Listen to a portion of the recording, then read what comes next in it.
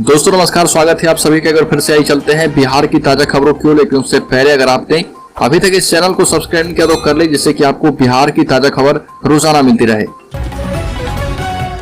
पहली बड़ी खबर, विकासशील इंसान पार्टी मोकामा और गोपालगंज उपचुनाव में महागठबंधन को समर्थन देने की घोषणा कर चुकी है।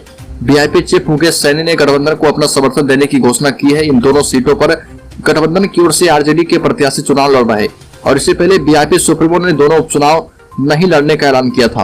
अब उन्होंने कहा है कि जिस प्रत्याशी ने बीजेपी को हटाने का दम रखा है उसका बीआईपी समर्थन करेगा। चुनाव से एक सप्ताह पहले मुकेश सैनी ने अपने पत्ते खोल दिए हैं और मोकामा और गोपालगंज उपचुनाव में तेजस्वी यादव का समर्थन करेंगे। अगली खबर, मिट जाएगा आरजेडी और जेडीयू का नाम निशान, अगले कुछ महीने में दोनों दल के विलय की तैयारी। बिहार के राजनीतिक गलियारे में एक चर्चा आम हो गई है कि राजद और जदयू का विलय होने वाला है। बिहार का कमान तेजस्वी यादव के हाथ में आ जाएगा। वैसे बिहार की सियासी तस्वीर पिछले 9 सालों में कई बार बदली है।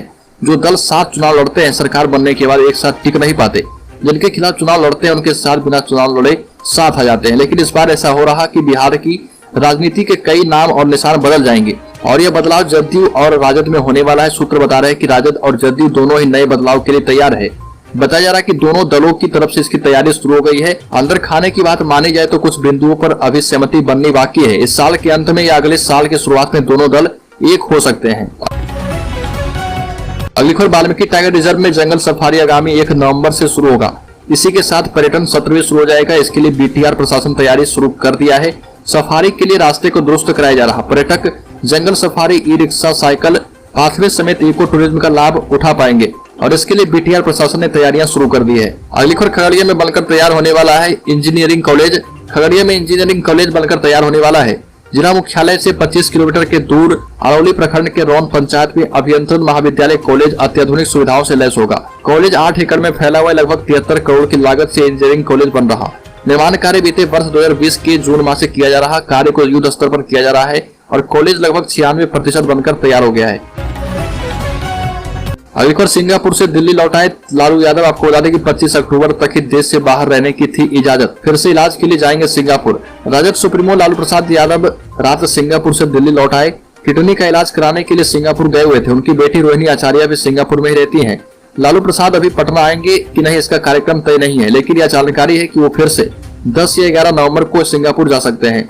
लालू यादव को कोर्ट की ओर से देश से बाहर रहने की अनुमति केवल 25 अक्टूबर तक ही मिली थी। भारत लौट आने के बाद वो एक बार फिर से कोर्ट से सिंगापुर जाने के लिए अनुमति लेंगे। अगली खबर, सिवान में पुलिस से बचने के लिए नदी में लगा दी छलांग, हुई मौत। सिवान में नदी में डूबने से एक युवक की मौत हो गई। बताया जा रहा कि वो दीपावली पर अपने दोस्तों के साथ जुआ खेल रहा था। इसी दौरान पुलिस ने रेड मारी। 20 साल का वसीम अपने 2 दोस्तों के साथ नदी की ओर भागा। उसके दोस्तों के साथ उसने भी पुलिस से बचने के लिए नदी में छलांग लगा दी। डूबने से उसकी मौत हो गई। मामला दीपावली की रात का है। वसीम अपने दोस्तों के साथ नदी घाट पर जुआ खेल रहा था। बताया जाता है कि जुआ खेलने की सूचना पुलिस को लगी थी, जिसके बाद पुलिस ने उन्हें खदेड़ कर पकड़ने की कोशिश की। तीनों युवकों ने पुलिस से बचने के लिए नदी में छलांग लगा दी और इस हादसे में एक युवक की मौत हो गई। अगली खबर, राज्य में जिले के सरकारी अस्पतालों में आशा कर्मी एवं ममता के द्वारा मरीजों को बहला फुसलाकर निजी नर्सिंग होम एवं क्लिनिक में ले जाने का सिलसिला लगातार जारी है। अब ऐसे आशा कर्मियों पर कार्रवाई की जाएगी। स्वास्थ्य विभाग की उदासीनता के कारण इन पर अभी तक कोई कार्रवाई नहीं होने से इनका मनोबल बढ़ा हुआ है। बताया जाता है कि निजी नर्सिंग होम एवं क्लिनिक, अल्ट्रासाउंड सेंटर, जांच घरों में आशा एवं ममता का कमीशन बना हुआ है। मोटी कमीशन के लालच में आशा एवं ममता कार्यकर्ता मरीजों का इलाज सरकारी अस्पताल में नहीं करा करके निजी क्लिनिक एवं नर्सिंग होम में ले जाती है, जिससे मरीजों को आर्थिक एवं अन्य तरह की परेशानियों का सामना करना पड़ता है। नया मामला कल्याणपुर सीएचसी का है, जहाँ पर डिलीवरी के लिए आई गर्भवती महिला को ममता ने बहला फुसलाकर निजी नर्सिंग होम ले गई, जहाँ पर उसका ऑपरेशन कर दिया गया। मामले में पकड़ी दीक्षित पंचायत के कमाल पकड़ी गांव निवासी शरदपुर ठाकुर ने सीएचसी प्रभारी को आवेदन दिया है, जिसमें आशा और ममता कार्यकर्ता पर कड़ी कार्रवाई की जाएगी। अगली खबर, बिहार में खोले जाएंगे नए कृषि कॉलेज। मंत्री कुमार सर्वजीत ने बताया अपना प्लान, स्कूल से ही पढ़ाएंगे खेती। बिहार की सरकार कृषि शिक्षा को बढ़ावा देने के लिए नए कृषि महाविद्यालय की स्थापना करेगी। कृषि मंत्री कुमार सर्वजीत ने विभागीय अधिकारियों को इसके लिए संभावनाओं को तलाशने के निर्देश दिए हैं। दरअसल कृषि मंत्री का मानना है कि 1.5 करोड़ से अधिक किसानों की संख्या वाले राज्य में कृषि शिक्षा को जन जन तक पहुंचाए बिना कृषि आधारित राज्य की तरक्की नहीं हो सकती है। इसी उद्देश्य से राज्य में कृषि अनुसंधान एवं शिक्षा को प्रोत्साहित किया जाएगा। यही नई जरूरत के हिसाब से कृषि के क्षेत्र में नए महाविद्यालय खोले जाएंगे।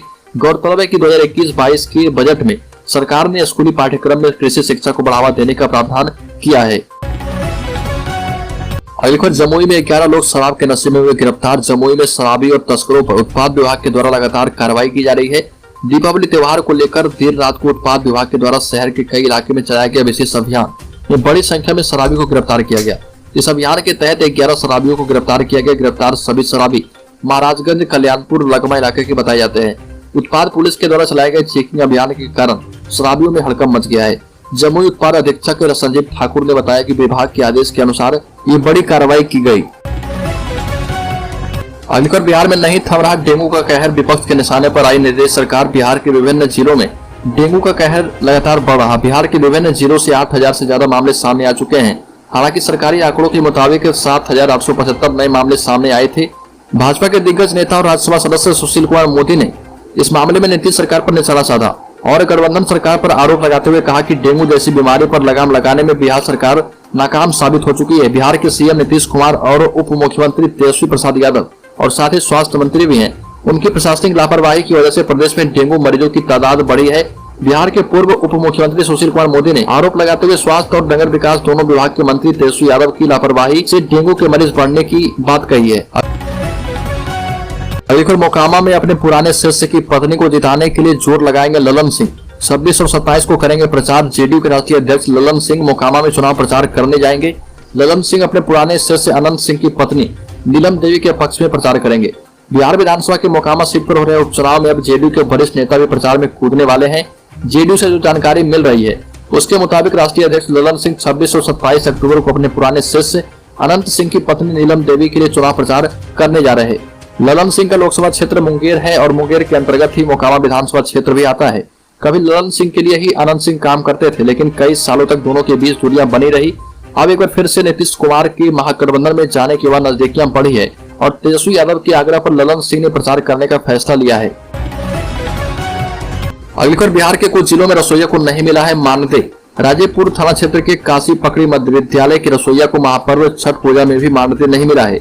मोतिहारी जिले में रसोइया संध्या देवी, ललिता देवी, योगेंद्र ठाकुर, प्रभा देवी, कुंती देवी ने बताया कि एक तरफ कम मानदेय पर काम किया जाता है, वह भी 6 माह में मानदेय नहीं मिल पाता है। अलीगढ़ शिक्षक संघ ने बकाया वेतन भुगतान की मांग की। मुख्यमंत्री और शिक्षा मंत्री से ये मांग की गई है। राजकीयकृत प्राथमिक शिक्षक संघ संबंध बिहार राज्य अराजपत्रित कर्मचारी महासंघ के कोसी प्रमंडलीय मंत्री प्रमोद कुमार झा के द्वारा मुख्यमंत्री एवं शिक्षा मंत्री बिहार सरकार को पत्र देकर शिक्षकों के लंबित वेतन भुगतान की मांग की गई। ये कहा गया कि शिक्षकों का वेतन विगत सितंबर माह से लंबित है।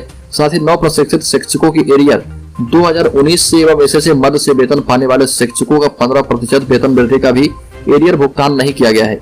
विगत 2 वर्षों से कोरोना महामारी के कारण सभी का पर्व त्योहार नहीं के बराबर रहा। इस वर्ष स्थिति सामान्य है।